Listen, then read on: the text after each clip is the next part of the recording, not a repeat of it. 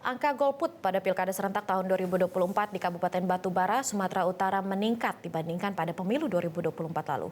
Hal ini disebabkan minimnya partisipasi masyarakat yang datang ke tempat pemungutan suara. Berdasarkan data Komisi Pemilihan Umum (KPU) Kabupaten Batubara, angka partisipasi pemilih untuk pemilihan gubernur dan wakil gubernur Sumatera Utara di wilayah Batubara sebesar 62,8%. Sedangkan partisipasi pemilih untuk pemilihan bupati dan wakil bupati Batubara hanya 62,5%. Partisipasi pemilih pada pilkada serentak tersebut jauh menurun jika dibandingkan dengan partisipasi pemilih pada pemilihan presiden dan wakil presiden serta pemilihan legislatif tahun 2024 yang mencapai 77,7%.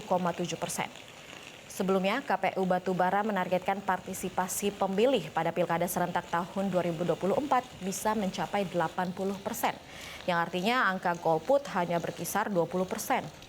Namun nyatanya angka golput di pilkada 2024 ini mencapai lebih dari 37%. Anggota KPU Batubara Divisi Sumber Daya Manusia dan Partisipasi Masyarakat, Abdillah, mengatakan turunnya partisipasi pemilih pada pilkada tahun ini dipengaruhi faktor cuaca, di mana saat hari pencoblosan turun hujan berkepanjangan, sehingga menyulitkan warga untuk datang ke tempat pemungutan suara untuk menggunakan hak pilihnya.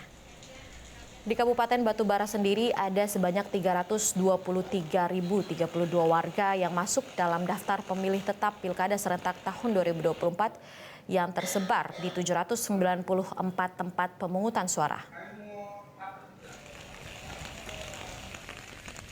Kalau untuk dibanding pemilu 2024 kemarin, hari ini kita jauh menurun karena pada saat pemilu kemarin tingkat partisipasi pemilu itu 77,7 untuk partisipasinya. Ini penyebabnya apa kira-kira?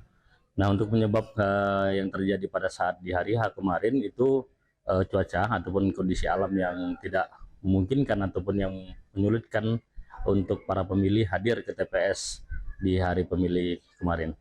Jelajahi cara baru mendapatkan informasi. Download Metro TV Extend sekarang.